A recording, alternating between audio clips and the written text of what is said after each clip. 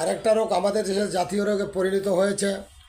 ডাক্তারের কাছে গেলেই বলে হাড় ক্ষয়ে গেছে। আপনি একটা যুক্তিতে আসেন, আপনার বয়স যখন 10 মাস হয়েছিল, এই দুইটা হাতের উপর ভর দিয়ে আপনি চলেছেন, এই হাতের চামড়া কিন্তু ক্ষয় হয়নি। ওনারা বলতেছে হাড় ক্ষয় হয়ে গেছে। হাড় কখনো ক্ষয় হয় না। হাড়ের শক্তি কমে যেতে পারে, ক্যালসিয়াম কমে যেতে পারে। মাজা বা স্নায়ুর উৎসমালে মাজা চাপা সৃষ্টি হলে একটা ব্যথা সৃষ্টি হয়, কোমর থেকে পায়ের গোড়ালি পর্যন্ত প্রচণ্ড ব্যথা, সাপে কামড়ানোর মতো ব্যথা হয়।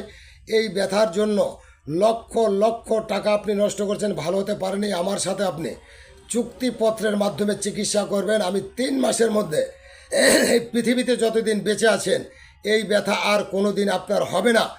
এই মর্মে আমার সাথে লিখিত চিকিৎসা করবেন। টাকার পরিমাণ আপনার সাথে বসে কথা হবে, তবে কমপক্ষে মাসে 7 থেকে 8 হাজার টাকা যাবে। গ্যারান্টিযুক্ত চিকিৎসা। প্রথম 1 মাস খাওয়ার পরেই আপনি বুঝতে পারবেন